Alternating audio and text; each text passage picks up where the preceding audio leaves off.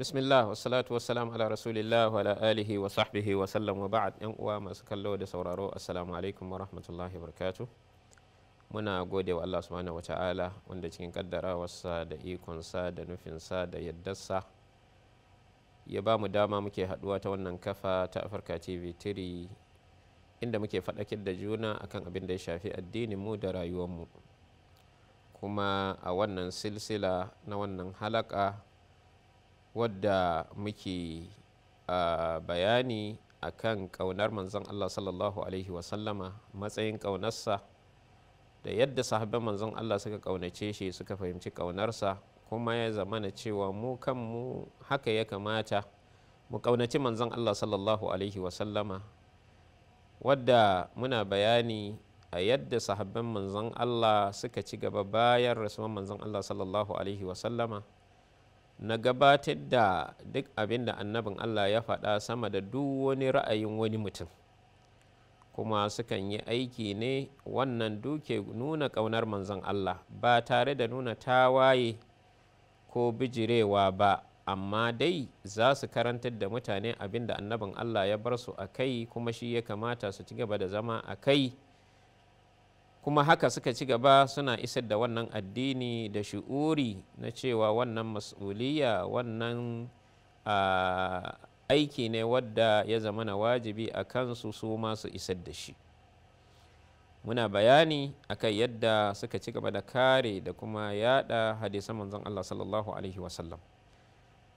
Daga ciki hadisin Abi Sa'id da ya tabbata Bukhari da Muslim shi ma, bayan wancan waƙi'a da ta faru tsakaninsa da Marwan na sallan idi, akwai kuma wata waƙi'a da ta faru ita ma ranar Juma'a. Hadisi ne tabbatacce a Bukhari da Muslim. An zo masallacin Juma'a kafin huɗuban liman, masallaci ya cika, sai wani ɗan gidan gwamnati, wato daga gidan Marwan, ya shigo masallaci. Abu Sa'id yana sallah, ya zo ya duba duk inda yake son ya wuce babu guri, sai dai ya wuce ta gaban Abu Sa'id al-Khudri.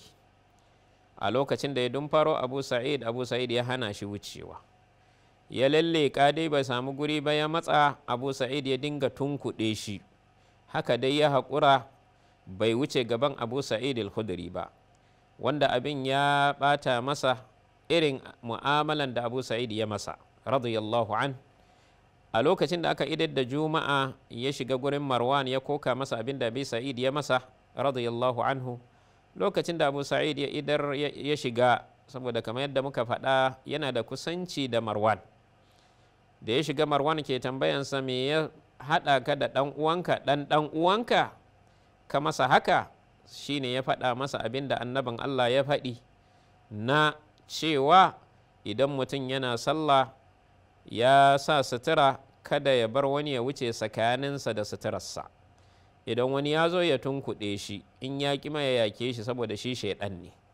Saboda haka dai wannan shi ne rayuwar sahabban manzon Allah wajen ƙaunatan manzon Allah sallallahu alaihi wasallam. Ya tabbata Bukhari da Muslim, hadisin Imran bin Hussein ya ce, na shaidi Uthman bin Affan yana hana mutane yin tamattu'i, na ga Ali ibn Abi Talib yana umartansu. Ya ce abinda annabin Allah sallallahu alaihi wasallam ya umarci mutane da shi kenan, wanda ya zo a lokacin sahabban manzon Allah waɗansu na umarni da a yi tamattu'i, wasu kuma sukan ce da Abubakar da Umar sun ce a yi ifradi. To lokacin sahabi yake cewa, ina ce muku annabin Allah ya ce, kuna ce Abubakar da Umar? Lallai Allah yana dab da ya muku ruwan duwatsu daga sama saboda saba wa annabin Allah da kuke yi. Kuna ƙoƙarin haɗa maganan da umarnin manzon Allah da wani mutum daban, wanda sahabai ne, Abubakar da Umar. Amma kuma ga yadda sahabai suke gabatar da annabin Allah da ƙaunarsa sama da kowa. Saboda haka wannan yana daga cikin wato ƙaunata da so da sabbin manzon Allah sallallahu alaihi wasallama suke yi wa annabin Allah sallallahu alaihi wasallama, ta inda ba su bar wani abin da yake na annabin Allah sallallahu alaihi wasallam face sun isar da shi, bal sukan bibi dukkan al'amuransa su yi tambaya ya yake kaza, ya yake kaza saboda su yi, wanda ya tabbata Bukhari da Muslim hadisi Abdullah bin Abbas yake cewa mahaifinsa Abbas ya tura shi da nufin ya je ya kwana a gidan yar uwan mahaifiyarsa Maimuna bint al-Harith radiyallahu anha, matar annabin Allah sallallahu alaihi wasallam. Wannan kwana da ya tura shi da nufin ya je ya kiwaci yadda annabin Allah yake yin ibada cikin dare. Saboda haka Abdullahi bin Abbas ya je ya kwana a gidan manzon Allah a wajen Maimuna, wanda ya dace ranan annabin Allah na ɗakinta. Ya kwanta, suka kwanta tare da shi. Abdullahi bin Abbas yana dakon annabin Allah, yana kiwatarsa, yana lura da irin abubuwan da annabin Allah zai yi cikin dare. Ya ga annabin Allah ya farga cikin dare, ya karanta ayoyi 10 na cikin karshen suratu Ali Imran, ya tashi ya kalli sama, ya share idanunsa, ya yi alwala. Karshe dai ya yi alwala, ya tashi yana sallah. Abdullahi bin Abbas shi ma ya yi miƙe, ya je ya yi irin abin da ya ga annabin Allah ya yi, ya zo ya tsaya a gefen hagunsa yana bin sa sallan dare, wanda annabin Allah ya ja shi ya mai da shi ta damansa. Wannan duk abin da yake gwada mana yadda sahabban manzon Allah sallallahu alaihi wasallam suke kwaɗayi da ƙaunan cewa duk wani abin da annabin Allah ya aikata su ga cewa sun aikata shi, kuma duk abin da annabin Allah ya hana sun hannu gare shi. Saboda haka wannan duk ke gwada ƙaunatar da sahabban manzon Allah sallallahu alaihi wasallam suka yi masa. Haka tabi'ai waɗanda suka biyo su ma suka yi koyi da sahabbai akan irin wannan abin da suka gani na wato ayyukan da suka ɗauka daga manzon Allah, su ma suka karanta, suka karantar, suka isar, su ma suka ci gaba da isar da wannan sako ɗin, wanda wannan shine haƙiƙanin ƙaunar manzon Allah sallallahu alaihi wasallam. To a daga wannan halaka insha Allah ta'ala muna son mu tsallaka mu gani wai don menene yasa ake son manzon Allah. Shin saboda kyawunsa ne, ko kawai saboda dai Allah ya ce shi annabi ne ya sa mutane ke ƙaunarsa, kuma ya zama na ƙaunarsa ɗin ma imani ne.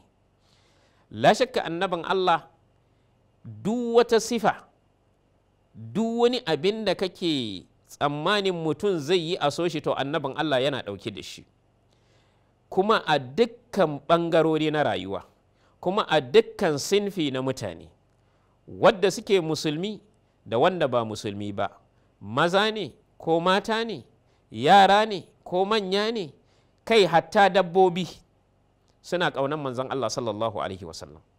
Me yasa? La shakka abin da yasa za mu ɗauko wannan kuma saboda ni da kai mu ɗabi'antu da ɗabi'un manzon Allah.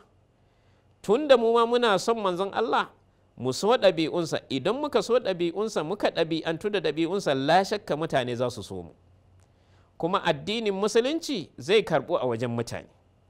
To la shakka annabin Allah sallallahu alaihi wasallama mutum ne da Allah ta'ala ya tattara masa dukkan wani abu na yabo da ɗan adam zai iya yabi mutum da shi. Allah ta'ala yake cewa wa innaka la'ala khuluqin azim, lallai kai wannan annabi kana kan ɗabi'u nagari, wanda shine dukkan burin ɗan adam. Dukkan abin da mutum ke buri, yake bukata, yake so, shine ya zama yana da ɗabi'a ta gari, halaye na gari, wanda halaye na gari wata kalma ce a dunkule take, tana ɗaukan abubuwa da yawa a cikinta. Saboda haka Allah ya ce wa annabin Allah, lallai kai kana kan ɗabi'u na gari. To waɗannan ɗabi'u na garin ma shi yasa Allah ya sake cewa laqad kana lakum fi rasulillahi uswatun hasana, haƙiƙa ya kasance muku abin koyi na gari tattare da annabin Allah manzon Allah tsira da amincin Allah su tabbata a gare shi. In dai kana son ka ɗabi'antu da ɗabi'u na gari, ka ɗauki wanda yake role model ɗinka, abin koyinka, abin alfaharinka, abin da kake buri ka zama na kabi sawunsa, to Allah ya ce mana wannan shine wadda yake shine wadda za a yi koyi da shi, kuma idan aka yi koyi da shi za a zauna akan ɗabi'u da halaye na gari. Amma sai Allah ya ce wannan kadai wadda yake burin haka, yake son haka, yake son ya sanya manzon Allah sallallahu alaihi wasallama ya zama na shine abin koyinsa, kawai wanda yake ƙaunar man kana yarju Allah wal yawmal akhir, ga wanda yake ƙaunar Allah da ranar ƙarshe kuma yake ambaton Allah da yawa. Saboda haka kenan annabin Allah la shakka Allah ya sifanta shi da ɗabi'u na gari, yana kan ɗabi'u na gari wanda ya tabbata a adabul mufrad na Imam al-Bukhari. Annabin Allah sallallahu alaihi wasallam ya ce an aiko ni dan in cika makarimul akhlaq, wato ɗabi'u na gari, in zo in karantar da su, in ɗabi'antu da su, mutane su ɗauki halaye na gari daga gurina. La shakka wannan a dunkule kenan, wanda wannan fassarar cewa annabin Allah yana kan ɗabi'u na gari, a ina ne annabin Allah a yanzu tun da misali ba mu ganinsa, a ina za mu kwaikwayo waɗannan ɗabi'un da za mu ɗabi'antu da za su dace da ɗabi'un manzon Allah sallallahu alaihi wasallam? To hadisi ya tabbata a sahihu Muslim, hadisin Aisha Allah ya ƙara mata yadda. Asalin hadisin Hisham bin Sa'ad ko Sa'ad bin Hisham ya zo Madina da nufin ya sai da ƙaddarorinsa, ya riga ya saki matansa da nufin ya keɓe kansa kawai don jihadi da hidima wa musulunci, ba wani abin da yake son ya shagalta da shi ko ya shagaltar da shi. Da ya zo sai ya haɗu da Abdullahi bin Abbas, sai ya ba shi labarin abin da yake nufi. Sai Abdullahi bin Abbas ya ce masa, akwai waɗansu mutane a zamanin manzon Allah sallallahu alaihi wasallam da suke nufin haka, irin wannan abin da kake nufi annabin Allah ya hana su. Jin wannan magana shi ma sai ya ce to ya fasa abin da yake nufi, ya dawo da matansa kuma ya fasa sai da kadarorinsa da suke Madina. Daga ciki sai ya tambayi Abdullahi bin Abbas game da yadda annabin Allah sallallahu alaihi wasallam yake sallan witiri. Abdullahi bin Abbas bai bashi amsa ba, sai ce shin ba zan gwada maka wanda ya fi kowa sanin yanayin witirin manzon Allah sallallahu alaihi wasallam ba a cikin wanda suke rayu a yau? Sai ce sai ce tafi gurin Aisha Allah ya kara mata yadda, ka je ka tambaye ta. Sai ya tafi gurin Aisha Allah ya kara mata yadda da nufin ya mata wannan tambaya din. Da ya je ya samu shiga, sai kafin ya tambaye ta akan wannan witiri sai ya waɗansu tambayoyi. Daga cikin tambayoyin da ya tambayi Aisha radiyallahu anha game da ɗabi'un manzon Allah sallallahu alaihi wasallam. Aisha kafin ta bashi amsa sai ta masa tambaya, shin kana karanta alƙur'ani? Kai ma mai sauraro da kallo kana karanta alƙur'ani? To in kana karanta alƙur'ani ka ji abin da Aisha za ta faɗa, insha Allah ta'ala a halaka ta gaba za mu haɗu a wannan gaba. Abin da muka faɗa daidai Allah ya ba mu lada, abin da muka yi kuskure Allah ya yafe mana. Subhanakallahumma wa bihamdika ashhadu an la ilaha illa anta astaghfiruka wa atubu ilaik. Wassalamu alaikum wa rahmatullahi wa barakatuh.